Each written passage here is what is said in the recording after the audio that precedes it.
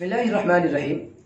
दोस्तों, आज बच्चों को मस्जिद में लाने से मुतालिक बड़ी अहम वीडियो आपके सामने आने जा रही है। यकीनन ये मसला बड़ा अहम है। तो आज हमारे साथ मौजूद हैं हज़रत मौलाना मुफ्ती मोहम्मद रियाजुद्दीन कासमी अफजलगढ़ से, जो उस्ताद फिक्र हैं मदरसा इशरातुल उम्मानिया वाला में।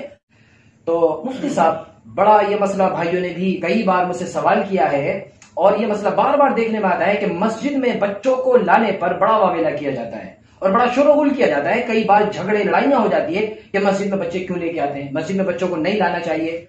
आखिर इसमें शरई एतबार से क्या हुक्म है, उसको जरा वाज़ेह फरमा दे ताकि हमारे व्यूअर्स उससे फायदा उठाएं। बिस्मिल्लाहिर्रहमानिर्रहीम वस्सलातु वस्सलामु अला सय्यिदिल अंबिया वल मुरसलीन। बड़ा अहम मसला है और लोग काफ़ी इसमें कंफ्यूज होते हैं। दरअसल ये कंफ्यूज भी इसलिए हैं कि शरीयत ने यानी हदीस के अंदर या कुरान के अंदर डायरेक्ट कोई एक उम्र तय नहीं की गई है कि इतनी उम्र से आपको मस्जिद में लेकर के आना है। दूसरी तरफ अल्लाह के रसूल सल्लल्लाहु अलैहि वसल्लम की वो हदीसें जिसमें आप सल्लल्लाहु अलैहि वसल्लम ने बयान फरमाया है कि अपनी मस्जिदों को बच्चों और मजनूओं से पाक रखो।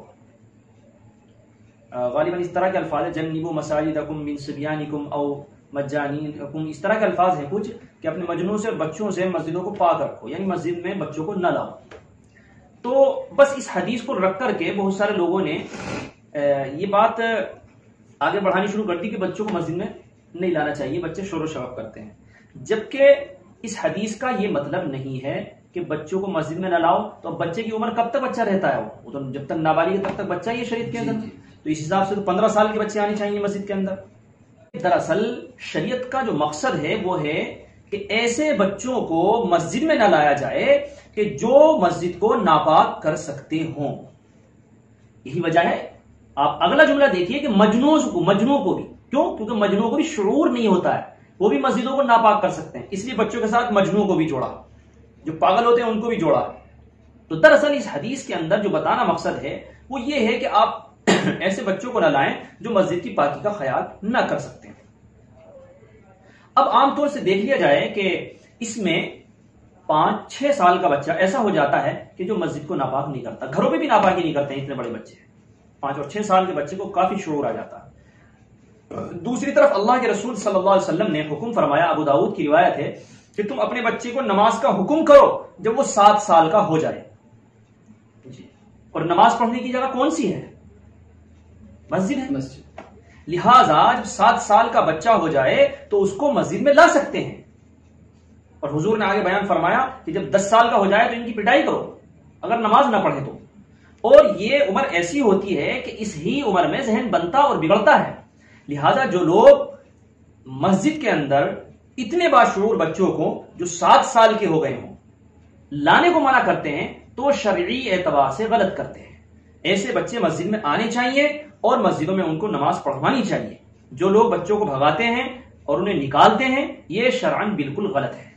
अच्छा मुफ्ती साहब, कुरान और हदीस को सामने रखकर जो आपने तशरीफ फरमाई है, इससे वाज़ेह हो गया कि कितने बड़े बच्चों को मस्जिद ला सकते हैं। लेकिन अब अगला सवाल फौरन ये खड़ा होता है कि क्या उन बच्चों को सफों के बीच में बराबर में अपने खड़ा कर सकते हैं या उनको पीछे ही खड़ा करना जरूरी होगा? अगर कोई अपने बराबर में उनको खड़ा कर लेता है तो क्या उसकी नमाज खराब हो जाएगी या उसकी नमाज सही हो जाएगी? नमाज में कोई हर्ज तो नहीं आएगा? इस बारे में और क्या शरई अहकाम है वो भी बयान फरमा दीजिए। इसलिए कि कभी कभी लोग इसमें बड़ी शिद्दत बरतते हैं कि भाई बच्चा है पीछे हटाओ, बच्चा है पीछे निकालो, बहुत ज्यादा शिद्दत से काम लेते हैं।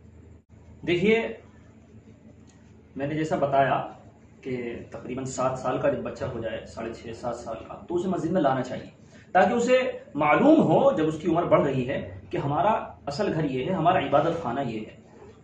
एक मरतबा अल्लाह के रसूल सल्लल्लाहु अलैहि वसल्लम खुतबा दे रहे थे तो हजरत हसनैन खेलते हुए आए तो आप सल्लल्लाहु अलैहि वसल्लम रुक गए, जुमे का खुतबा दे रहे थे और दोनों को अंदर बुलाया। अगर देखिए मस्जिद में बच्चों को लाना या बच्चों का आना ऐसा मना होता जैसा कि हमारे यहाँ झिड़का जाता है तो अल्लाह के रसूल तो सहाबा किराम को फौरन कहते कि इन्हें बाहर करो यहां से। लेकिन अल्लाह के रसूल ने उनको बुलाया, बुलाने के पास में एक को इधर बिठाया, एक को इधर बिठाया। तो इससे क्या मालूम होता है? जब बच्चे समझदार हों तो उनको मस्जिद में लाना चाहिए, उन्हें दिखाना चाहिए कि ये माहौल है, इस तरह इबादत की जाती है। अब दूसरा सवाल जो आपने किया है कि कहां खड़ा करना चाहिए, तो इसके बारे में मसला ये है कि देखिए, अगर ये मैंने भी दारुल से अपने तालिब इल्म के ज़माने में पूछा था और भी बहुत सारे लोगों ने दारुल से सवाल किया और یہ کتاب ہے آپ کے مسائل ان کا حل، تو اس کی بھی چوتھی جلد کے اندر اس مسئلے کو لکھا ہے کہ اگر بچوں کی صفیں بنانے کا الگ انتظام ہے، جیسا کہ ہمارے مدارس میں ہوتا ہے کہ چھوٹے بچوں کو ایک طرف بائیں طرف کھڑا کیا جاتا ہے اور باقاعدہ کوئی ایک استاد نگرانی کے لیے بھی ہوتے ہیں، تو اگر اس طرح کا انتظام ہے تو تب تو بچوں کی الگ صف بنائی جانی چاہیے۔ لیکن ہمارے یہاں پر مدارس کے علاوہ کسی بھی جگہ مسجدوں میں الگ صف بنانے کا انتظام نہیں ہوتا ہے جی، تو دارالعلوم نے فتاوی رشیدیہ اور یہ کتاب آپ کے مسائل ان کا حل، کسی سائل نے ان کے حوالے سے پوچھا ہے کہ اس میں یہ لکھا گیا ہے کہ بچوں کو بڑوں کی صف میں کھڑا کرنا چاہیے، تو اس کے جواب میں دارالعلوم کہتا ہے کہ جی بالکل یہ بات درست ہے، اور جب میں نے بھی سوال کیا تھا تو تب بھی دارالعلوم نے کہا تھا کہ ہاں بچوں کو بڑوں کی صف میں کھڑا کرنا چاہیے۔